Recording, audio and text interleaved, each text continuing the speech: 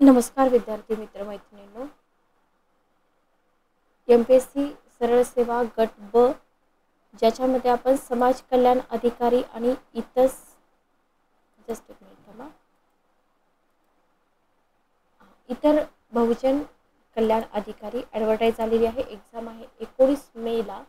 याच्या आधीही आपण आपल्या ज्या बॅचेस आहेत त्या बॅचेस चालू केलेल्या होत्या आणि बॅचेस कंटिन्यू चालू पण आहेत. रेकॉर्डेड बॅचेस आहेत, पण 5 तारखेपासून आपण पुन्हा नवीन बॅचेस स्टार्ट करत आहोत. लाईव्ह बॅचेस असतील.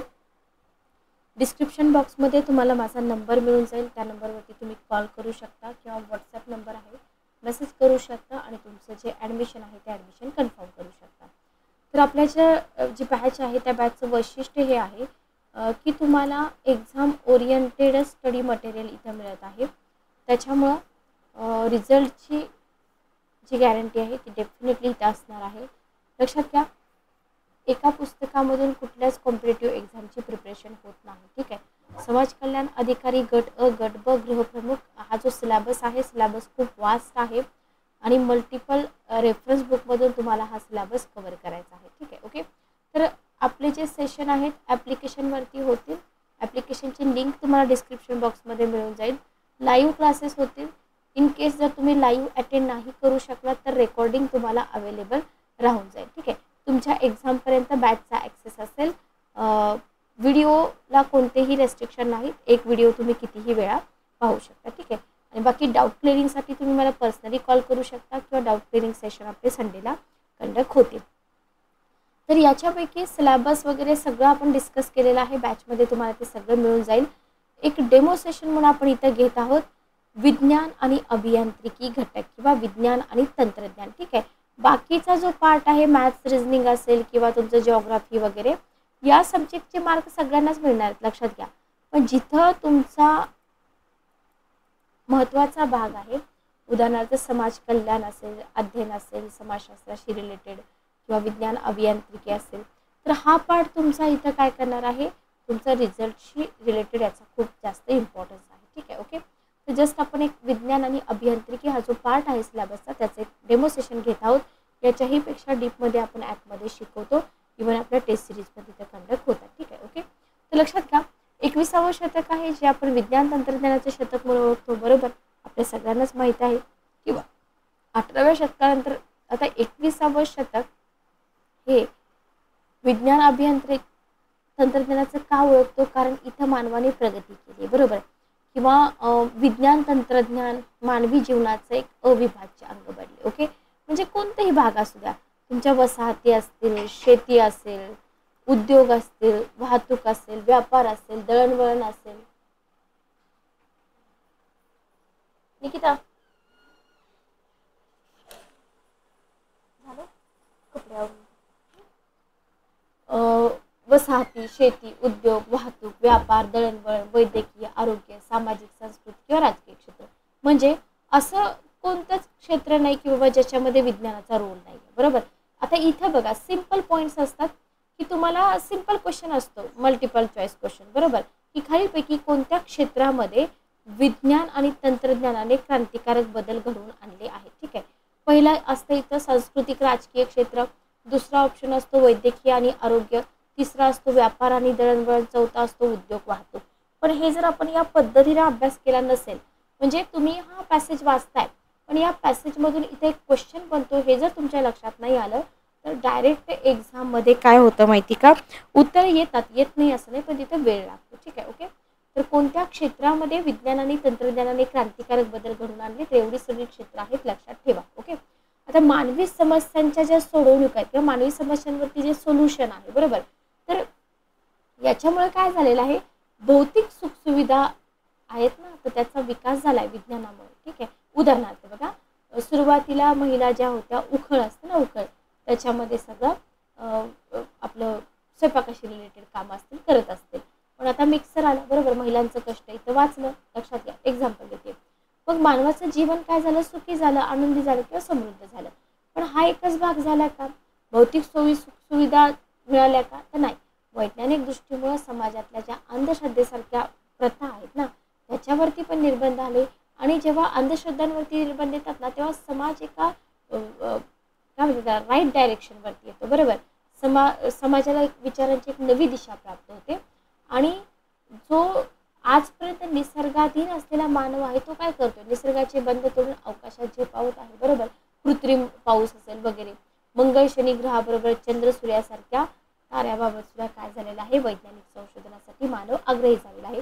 गगनयान मिशन आता तुम्हाला करंट अफेअर्समध्ये विचारू शकतात, चंद्रयान मोहीम तुम्हाला विचारू शकतात, ठीक आहे, ओके, कारण विज्ञानाशी रिलेटेड आहे. तर आजचं मानवी जीवन जे आहे ना ते पूर्णपणे विज्ञानानं व्यापलेलं आहे, म्हणजे आपण त्याच्याशिवाय कल्पनाच नाही करू शकत. लक्षात घ्या, उदाहरणार्थ आपल्या हातात मोबाईल आहे, बरोबर. या मोबाईलचं इंटरनेट जर बंद झालं तर आपल्याला असं वाटतं की कधी एकदा आपलं इंटरनेट चालू होतं, बरोबर. तर हे विज्ञानच आहे, म्हणजे विज्ञान तंत्रज्ञानाशिवाय आपण कल्पना करू शकतो का, नाही करू शकत. म्हणजे प्रत्येक देशामध्ये विज्ञान हीच जात, विज्ञान हाच धर्म आणि विज्ञान हीच संस्कृती बनलेली आहे आणि काळाची गरज पण आहे, ठीक आहे, लक्षात घ्या. मग हा जो आपला घटक आहे, या घटकामध्ये आपण काय करणार आहोत, विज्ञानाची व्याख्या, स्वरूप, व्याप्ती, विज्ञानातल्या मूलभूत संकल्पना. आता हे आपले सेपरेट लेक्चर होतील, लक्षात घ्या. हे तुमचं डेमो सेशन आहे फक्त. विज्ञानाची व्याख्या, स्वरूप आणि व्याप्ती, विज्ञानातल्या मूलभूत संकल्पना सेकंड सेशन असेल तुमचं. वैज्ञानिक अभ्यासातील महत्त्वपूर्ण टप्पे तिसरं लेक्चर असेल. विज्ञानाचा समाजावरील परिणाम आहे, ऐतिहासिक विकास आहे. तर हा सगळा सिलेबस तुमचा इथं कव्हर करावा लागतो, ठीक आहे, ओके. तर आत्ता आपण फक्त बघतोय विज्ञानाची व्याख्या, स्वरूप आणि व्याप्ती. तर लक्षात घ्या, विज्ञान आणि तंत्रज्ञान, व्याख्या, स्वरूप, व्याप्ती. आता याच्यामध्ये डेफिनेशन तुम्हाला एक्झाममध्ये विचारतात का, विचारतात, लक्षात घ्या. 450 कोटी वर्षापूर्वी पृथ्वीची निर्मिती झाली. आपल्याला माहिती आहे पृथ्वी निर्मितीचे अनेक सिद्धांत आहेत, ते काय आपल्याला विचारणार नाहीत, पण याच्यामध्ये तुम्हाला वातावरण, शिलावरण, जलावरण यांची निर्मिती झाली, किंवा जो ॲमेरॉनचा सिद्धांत आहे, तर ॲमेरॉनचा सिद्धांत काय सांगतो, पहिला एकपेशीय जीव पाण्यामध्ये जन्माला आला आणि त्याच्यापासून सजीव सृष्टी निर्माण झाली, ठीक आहे. किंवा इव्होल्युशन असेल, मानवाची उत्क्रांती कधी झाली, 10 कोटी वर्षापूर्वी. होमोसेपियन असेल, रामासेपियन असेल,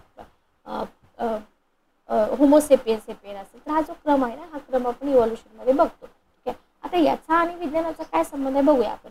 तर इसवी सन पूर्व 6000 ते 5000 वर्षापूर्वी काय झालं, आपण बघतो सिंधू संस्कृती असेल किंवा वैदिक संस्कृती असेल, मानवी संस्कृती उदयाला आल्या, बरोबर. त्याच्यानंतर 600 ते 500 वर्षापूर्वी काय झालं, लिखित स्वरूपामध्ये ज्ञानशाखा अध्ययनाला सुरुवात झाली. प्राचीन, मध्ययुगीन आणि अर्वाचीन कालखंडामध्ये काय झालं, संस्कृती विकसित होत गेली. लक्षात घ्या, हा थोडासा हिस्टॉरिकल पार्ट आहे. आता इथून महत्त्वाचं काय आहे बघा, जेव्हा आपण मध्ययुगीन कालखंड बघतो तर मध्ययुगीन कालखंडाचा जो उत्तरार्ध आहे, विशेषतः 16व्या शतकानंतर काय झालं, तुम्हाला हा क्वेश्चन विचारला जाऊ शकतो की कोणत्या कालखंडाच्या उत्तरार्धात किंवा कोणत्या कालखंडानंतर किंवा कोणत्या शतकानंतर वैज्ञानिक शोध मोहिमा, संशोधन किंवा शोधांना सुरुवात झाली. इथं क्वेश्चन करा. आणि या सगळ्याची परिणती 18व्या शतकातील औद्योगिक क्रांतीमध्ये झाली. या काळामध्ये जर आपण बघितलं, वैज्ञानिक संशोधनाचं विशेषीकरण झालं, अनेक ज्ञानशाखांची निर्मिती पण झाली. नैसर्गिक भौतिक क्रिया प्रक्रियांचा अभ्यास नैसर्गिक शास्त्रामध्ये केला जाऊ लागला. सामाजिक शास्त्रामध्ये मानव, मानवी वर्तन, मानवी क्रियांचा अभ्यास केला जात होता किंवा समावेश केला जात होता. आणि जे आपले विचार आहेत ना, तर ते विचार देवाणघेवाणासाठी काय झाली, भाषाशास्त्राचा जाणीवपूर्वक विकास झाला, बरोबर. आता तुम्ही म्हणाल मॅडम याचा आणि विज्ञानाचा काय अभ्यास आहे, संबंध. तर या क्रिया प्रक्रियामधून काय झालं, विज्ञान आणि तंत्रज्ञानाच्या विकासाचा पाया घातला. इथंही क्वेश्चन बनतो तुमच्या, खालीलपैकी कोणत्या क्रिया प्रक्रियामधून विज्ञान तंत्रज्ञानाच्या विकासाचा पाया घातला गेला. लक्षात ठेवा, लोकसेवा आयोग जर एक्झाम कंडक्ट करणार असेल तर अशा प्रकारचे क्वेश्चन विचारले जातात. आता विज्ञानाच्या ज्या डेफिनेशन आहेत ना, आपल्याला माहिती, उत्क्रांती, इव्होल्युशन आपण बघतो, बरोबर, की मानव स्वतःच्या विकासासाठी काय करू लागला, विविध क्रिया प्रक्रिया शिकू लागला. पहिल्यांदा तो रानटी अवस्थेमध्ये होता, म्हणजे निसर्गावरती अवलंबून. वनस्पती, प्राणी, जलाशय, मृदा हे त्याचे आधार होते. पुन्हा तो शिकार करू लागला, शेती करू लागला, थोडी स्टेबिलिटी आली त्याला, गुहामध्ये राहू लागला वगैरे वगैरे, ठीक आहे, ओके. समूह निर्माण झाले, अन्न, वस्त्र, निवारा या गरजांची पूर्तता, निसर्गातील अनेक घटनांबाबत त्याला ज्ञान प्राप्त झाले, ठीक आहे. मग संस्कृतींचा वगैरे उदय झाला. तर हीच आधुनिक विज्ञान आणि तंत्रज्ञानाची सुरुवात मानली जाते, लक्षात घ्या. तर सुरुवात तुम्ही लक्षात ठेवा, हिस्टॉरिकल बॅकग्राऊंड थोडंसं. त्याच्यानंतर बघा, तुम्हाला काळाच्या ओघामध्ये आपण बघतो की विज्ञान तंत्रज्ञानानं खूप मोठी प्रगती केलेली आहे. भरपूर एक्झाम्पल आहे. तर विशिष्ट सातत्यपूर्ण जे प्रयत्न आहेत त्याच्यामुळे काय झालं, ज्ञान मिळालं, बरोबर. विज्ञान हा शब्द आहे, त्याला सायन्स म्हटलं जातं, लॅटिन भाषेत आहे वगैरे वगैरे. हे तुम्हाला विचारणार नाही. मग तुम्हाला विचारतात काय, चेंबर्स 20th सेंचुरी डिक्शनरीची डेफिनेशन विचारतात. द ॲडव्हान्स लर्नर डिक्शनरीमध्ये डेफिनेशन विचारतात.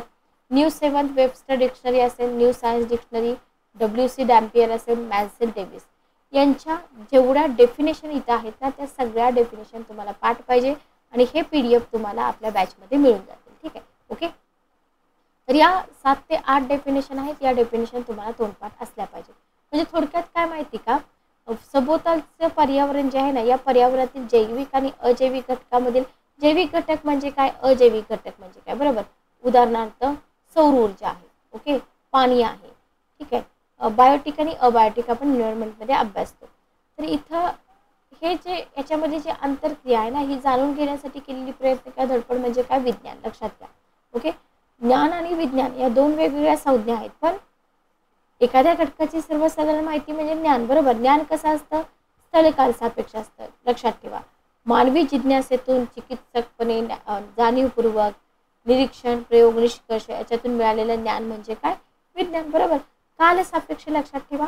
पण विज्ञान कसं असतं, स्थल काल निरपेक्ष आणि वस्तुनिष्ठ. इथं बनतो आपला क्वेश्चन. लक्षात घ्या. तर अशा प्रकारे तुम्हाला काही डिफिकल्ट वर्ड्स वापरले जातात. पण पुस्तकाच्या बाहेर क्वेश्चन, पुस्तकाच्या म्हणजे आपल्या नोट्सच्या बाहेर क्वेश्चन जाणार नाही. जर तुम्ही मार्केटमधलं एखादंच पुस्तक वापरत असाल तर तिथं थोडंसं डिफिकल्ट राहतं, ओके. मग विज्ञान आणि तंत्रज्ञान म्हणजे काय, किंवा या संज्ञा एकच आहेत का, एकाच अर्थाने वापरल्या जातात का, यांचा अर्थ एकच आहे का नाही. मग शास्त्रीयदृष्ट्या संज्ञा भिन्न कशा, बरोबर. भिन्न असतील तर मग त्याचे अर्थ काय आहेत वगैरे असे पॉईंट्स तुम्हाला एक्झाममध्ये विचारले जाऊ शकतात. पुढे जाऊन आपल्याला इथं विज्ञानाचं स्वरूप अभ्यासायचं आहे. विज्ञानाच्या स्वरूपानंतर विज्ञानाची व्याप्ती आपल्याला अभ्यासायची आहे. विज्ञानाच्या व्याप्तीनंतर आपल्याला वैशिष्ट्ये अभ्यासायची आहेत आणि मग आपला जो पुढचा पार्ट आहे तो आपल्याला इथं कव्हर करायचा आहे. तर हा सगळा भाग तुम्हाला आपल्या बॅचमध्ये कंटिन्यू करून मिळेल. तर ज्या विद्यार्थ्यांना ॲडमिशन घ्यायचं आहे अशा विद्यार्थ्यांनी डिस्क्रिप्शन बॉक्समध्ये हा माझा नंबर मिळेल 94033073. ठीक आहे, या नंबरवरती कॉल किंवा मेसेज करा. तर 5 तारखेपासून आपली बॅच चालू होईल. 5 मार्चपासून. 5 मार्च ते 5 एप्रिल आणि 5 एप्रिल ते 5 मे 2 महिने होतात. हार्डली 2.5 महिने आपली बॅच चालेल. फीज आहे 3000 रुपये, ओके. तर इंटरेस्टेड कॅन्डिडेट तुम्ही मला फोन किंवा मेसेज करू शकता. भेटूया आपण नेक्स्ट सेशनमध्ये. Good day, take care.